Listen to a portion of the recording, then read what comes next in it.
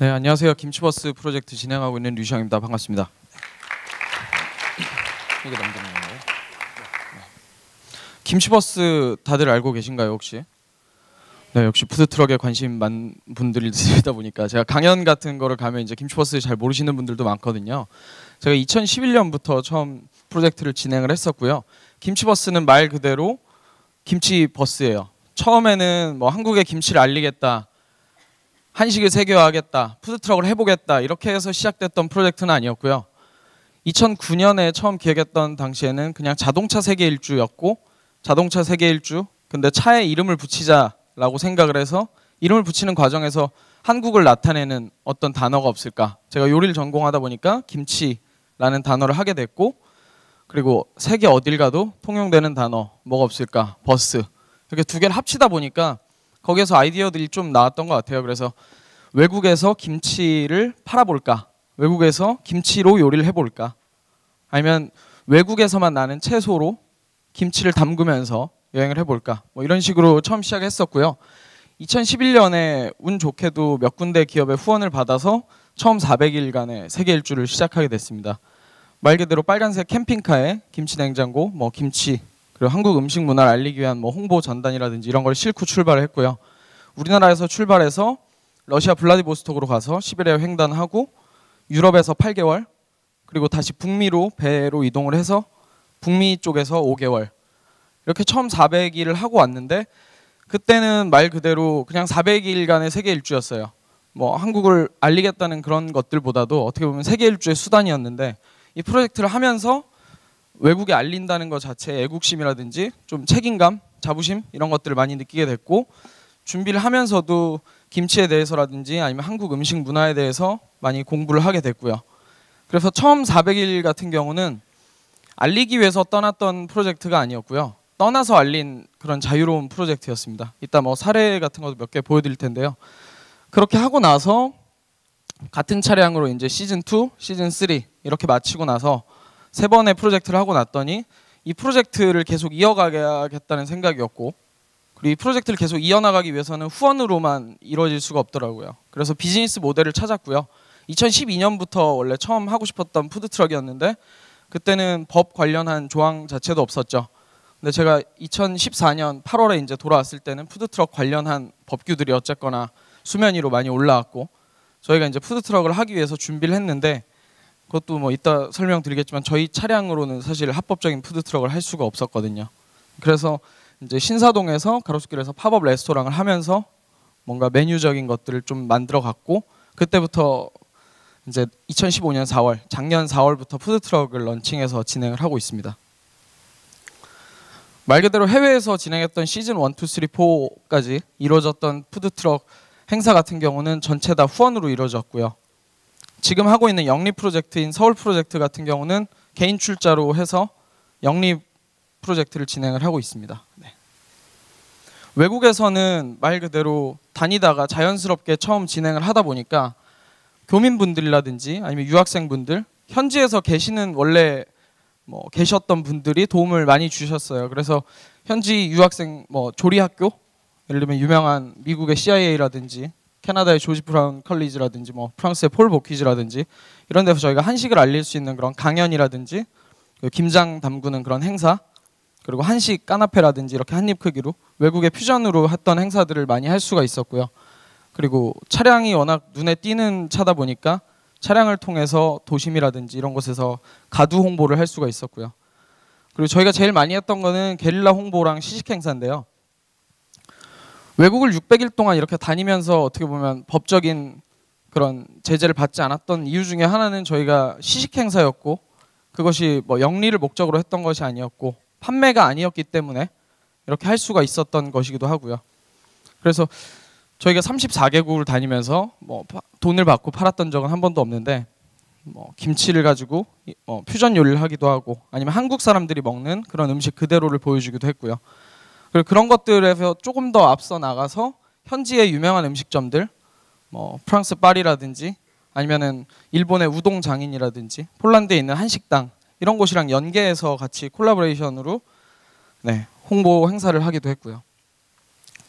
돌아와서 정착했을 때는 서울 프로젝트라고 저희가 부르는데, 이건 이제 3번의 시즌을 거친 차량이 워낙 노후되기도 했고, 그래서 더 이상 뭐 여행을 한다거나 외국에서 알리는 프로젝트를 하기가 어려울 것이라고 판단이 돼서 저희가 커먼그라운드라는 곳에 정착을 하게 됐고요.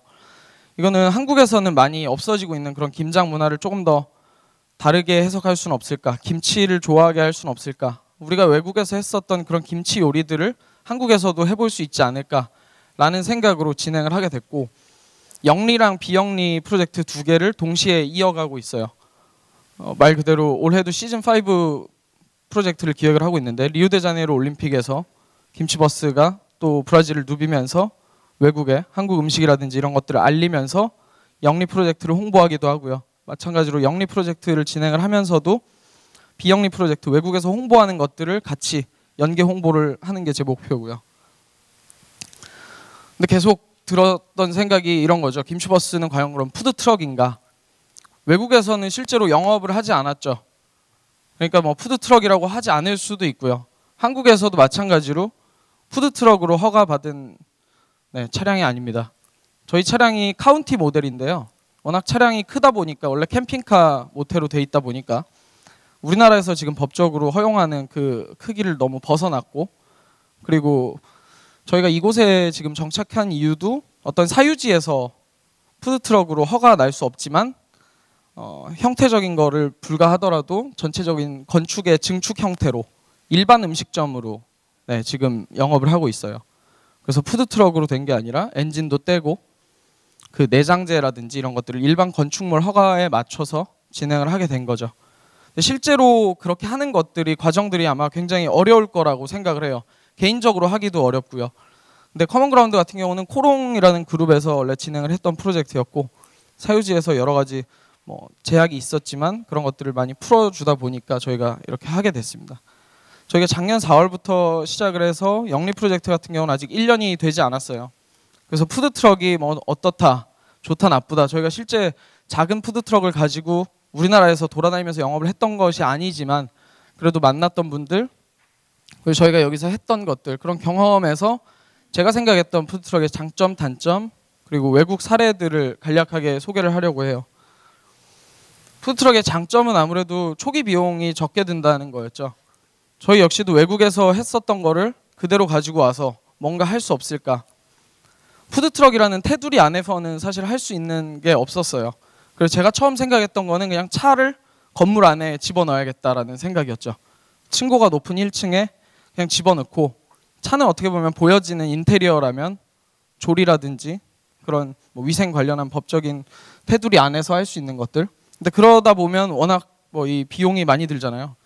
제가 돈이 많은 것도 아니었고 다녀와서 이 프로젝트를 하려다 보니까, 그리고 비용적인 측면이 아주 저렴하게, 저희는 일단 차를 가지고 있었고 개조하는 데만 드는 비용이 필요했기 때문에 그런 것들이 저렴했고, 저희한테는 해당이 되지 않지만 푸드트럭 같은 경우는 기동성이라는 장점이 있죠. 외국에서 했을 때 그런 장점을 충분히 느꼈어요. 아무것도 없는 그냥 허허벌판의 해변에서도 저희는 가서 영업을 할 수가 있었고, 그런 인프라가 없는 도서 지역, 예를 들면 뭐 섬이라든지 뭐 그런 뭐 음식점이 없는 곳들에 가서 행사를 할 수가 있었죠. 그런 움직일 수 있는 기동성, 이게 굉장히 큰 장점이었고요. 그리고 새로운 분위기, 같은 음식을 팔더라도 분위기라는 게 되게 중요하잖아요. 인테리어라는 것도 역시 분위기일 건데, 그런 인테리어의 하나의 어떤 새로운 장르, 새로운 분야라고 생각을 했어요. 저희 가게를 찾아오시는 분들도 좀 커먼그라운드라는 컨테이너 복합 쇼핑몰이라는 그런 이색적인 분위기, 그리고 김치버스라는 또 새로운 형태의 레스토랑, 이런 거에 많이 호감을 느끼시고요. 그리고 음식을 하면서 이 고객과의 장벽이 최소화됐다는 거는 사실 굉장히 큰 장점인 것 같아요. 예전에도 제가 요리를 하면서는 주방에 있다 보면, 주방에서는 요리를 하면 그 홀의 상황을 사실 잘 모를 수가 있거든요. 그래서 요새 오픈 형태로도 주방을 많이 하기도 하죠.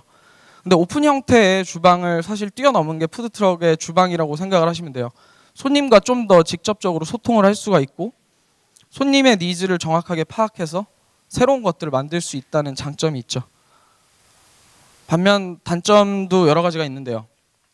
마찬가지로 기동성이 단점이기도 하죠.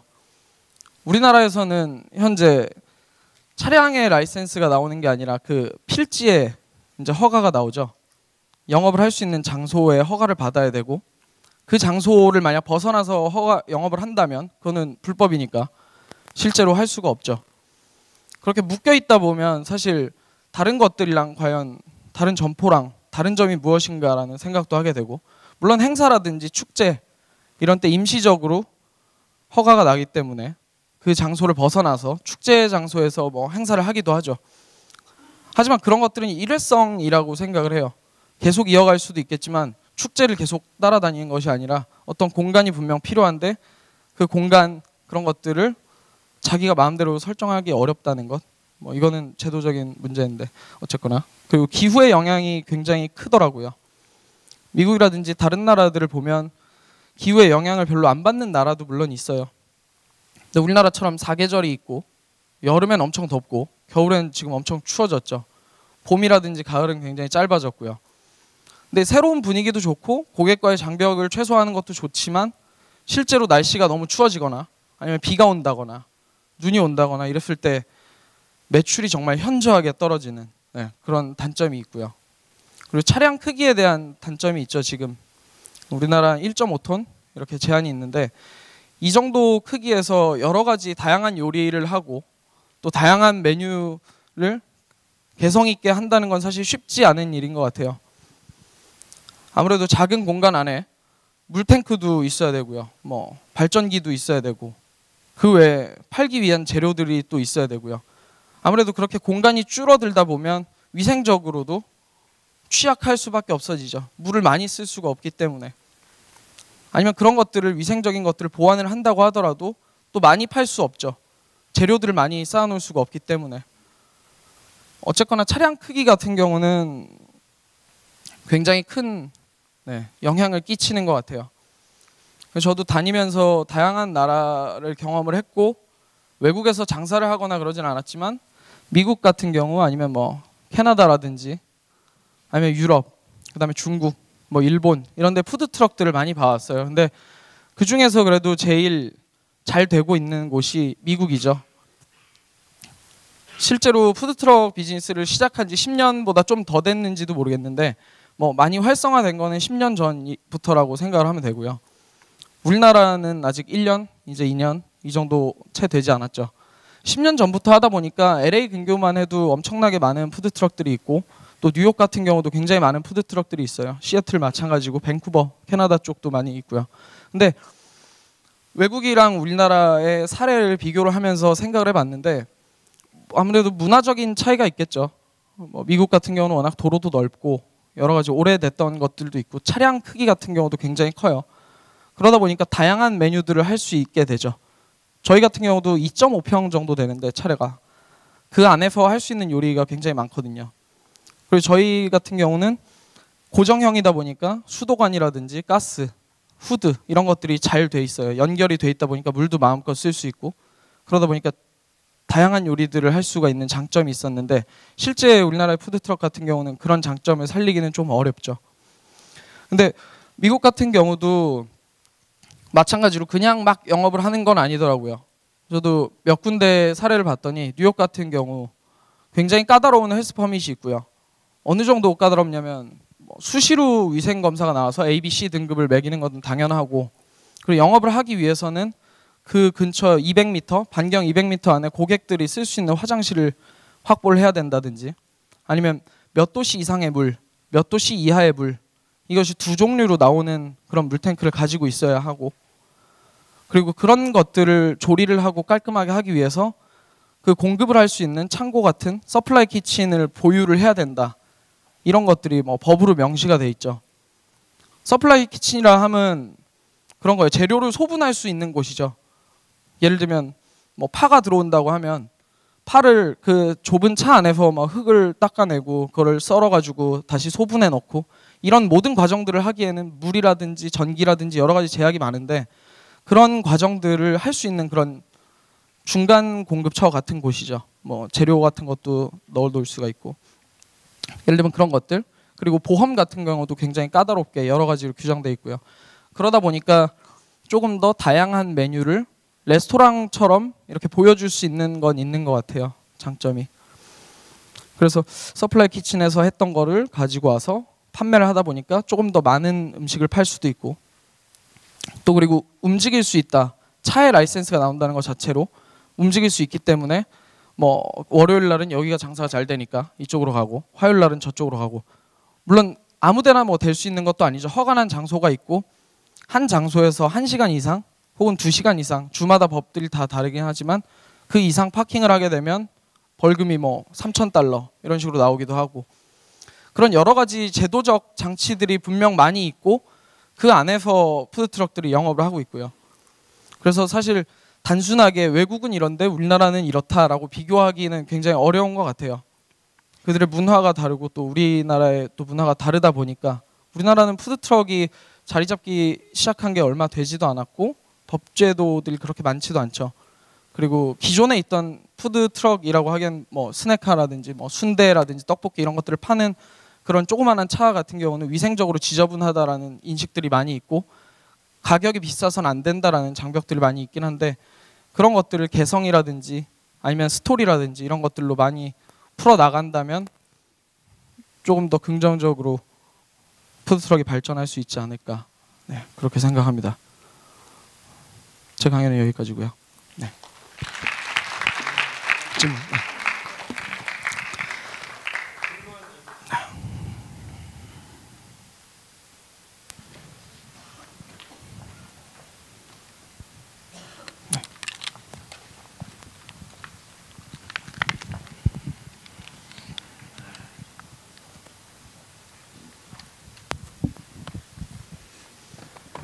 네, 현재 지금 커먼그라운드에서 이제 푸드트럭 형태가 아닌, 제가 알기로는 외관상으로만 트럭 형태로 이제 진행을 하고 계신 걸로 알고 있는데요. 그것도 수익 사업의 한 일환으로 진행을 하고 계신 건지가 좀 궁금하고요.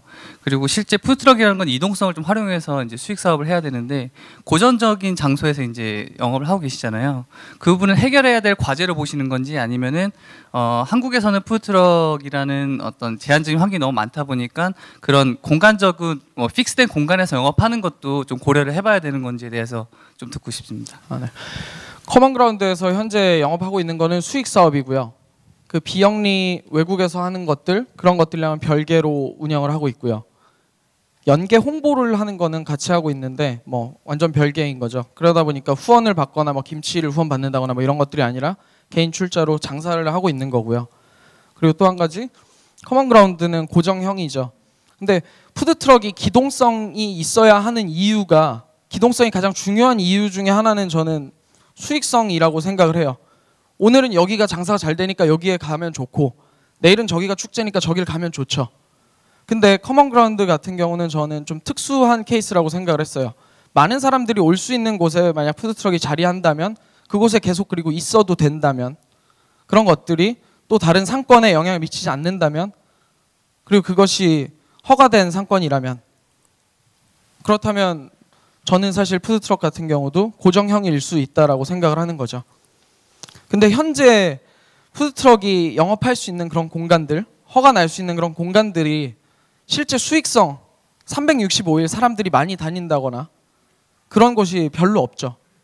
현실적으로 그런 곳들이 많다 보니까 자연스럽게 기동성을 생각을 하게 되고, 이곳에는 평일에만 사람들이 많고 주말에는 또 다른 곳으로 가고 싶고, 그런 것들이 이제 해결돼야 되는 문제라고 저는 생각을 해요. 그래서 외국의 사례랑 마찬가지로 비교를 해봤을 때도 그렇고, 어떤 뭐 제도적인 그런 것들이 생긴다면, 차량의 라이센스가 난다면 좀 더 효율적이지 않을까. 물론 그것조차도 굉장히 뭐 문제가 많겠죠. 차량의 라이센스가 난다고 해서 아무데나 영업을 할 수 있는 것도 아니고, 또 그리고 상권에 피해를 줄 수 있는 곳에 과연 할 수 있을 것인가 없을 것인가 뭐 문제도 많을 거예요. 근데 어쨌거나 저는 고정형일 필요는 없다라고 생각을 하죠. 근데 특수한 곳이라면 고정형일 수도 있다라고 생각을 하는 편입니다. 네. 혹시 미국에서도 그런 픽스된 공간에서 영업을 하는 트럭들이 있나요? 아니요, 그렇진 않고요. 미국 같은 경우는 굉장히 많이 움직이는 편이고요. 어떤 마켓 같은 게 열리면 이제 그곳에서 고정형으로 축제처럼 일주일 동안 하고 그런 건 있지만, 이제 뭐 뉴욕 같은 경우도 유니언 스퀘어라든지 뭐 이런 몇 군데 특정한 장소에서 점심 때만 영업하고 다시 서플라이 키친에 와서 재료들을 준비해서 또 저녁 때 영업할 때는 또 다른 곳으로 가고, 물론 그런 곳들이 아까 잠깐 말씀드렸던 것처럼 화장실을 확보해야 된다든지 내가 주차해서 그 공간 안에서 뭐 1시간 이상 하면 안 된다든지 그런 것들이 허가된 장소들이 많이 있겠죠. 그들만의 어떻게 보면 장소적인 노하우이기도 하고 그들이 뭐 상권이랑 이렇게 협의를 해서 만들어낸 공간이기도 하고요. 네.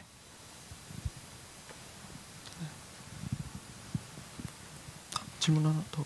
네. 네.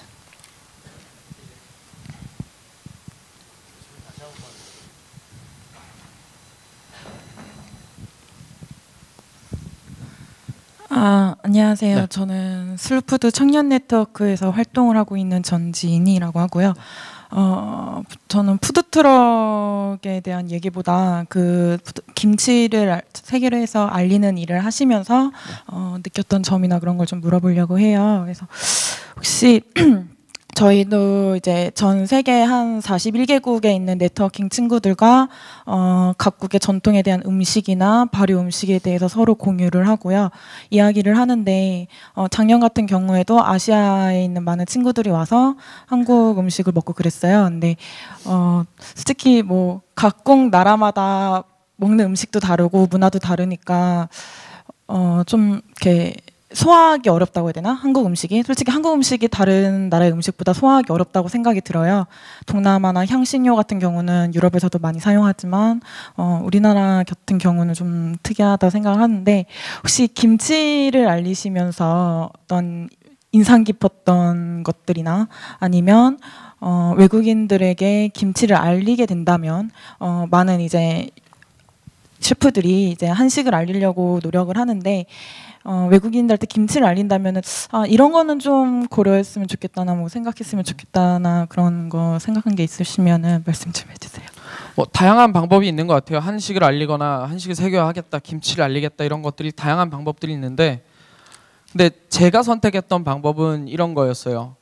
한식이 굉장히 건강한 음식이고, 김치가 굉장히 건강하고, 김치가 맛있고, 한식이 최고고 이런 것들을 알린 것들이 아니라 너희 입맛에는 안 맞을 수도 있지만 이게 우리가 가진 문화고 이게 우리가 먹고 있는 음식이다 라는 걸 보여주는 거죠. 어떻게 보면 판매하기 위한 책략이 아니니까 이런 얘기들을 할 수 있는지도 모르겠어요. 저 역시도 판매하기 위해서 나갔던 것도 아니었고 그냥 여행자가 자연스럽게 사람들을 만나서 그들에게 외국에 실제로 갔을 때 우리나라 음식, 한국에서 가져온 음식, 발효가 제대로 된 그런 김치, 우리들은 1년 동안 이런 묵은지를 먹는다. 그런 것들을 보여주고 싶었던 거죠. 어떻게 보면 문화적인 것들을 보여주고 싶었던 거지 어떤 음식의 호불호라든지 이 음식이 맛있게 만들어서 이 음식을 세계화해야겠다 이런 전략은 아니었던 것 같아요. 근데 이 방법이 맞을 수도 있고 그러니까 말 그대로 퓨전하지 않은 그런 한식 그 자체를 우리가 계속 고유하게 간직을 하고 그런 것들을 계속 가지고 나간다면 그들이 우리에게 올 수 있지 않을까라는 생각을 했죠. 예를 들면 뭐 스시라든지 아니면 커리라든지 베트남의 포 뭐 이런 것들이 실제 처음에는 우리나라도 고수를 굉장히 싫어했죠. 근데 지금은 그게 들어간 것이 더 정통이라고 생각을 하죠. 그들이 먹는 문화를 더 중요하게 생각을 하죠. 그러다 보면 그런 것들이 자연스럽게 이어질 수 있는 것 같아요. 제가 했던 프로젝트 같은 경우는 그렇게 문화를 천천히 알리는 일이라고 생각을 했고 그리고 제가 그냥 할 수 있는 일이라고 생각을 했어요. 여행을 하면서 자연스럽게 내가 할 수 있는 요리를 알려야겠다. 근데 말 그대로 반대로 생각해서 외국에서 만약 한식을 관련해서 푸드트럭을 한다면 이런 건 또 다른 문제인 것 같아요.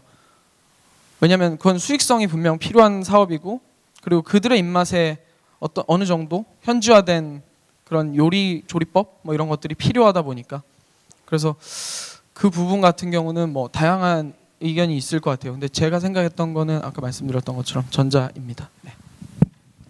네, 다시 한번 박수 부탁드립니다. 감사합니다. 맞습니다.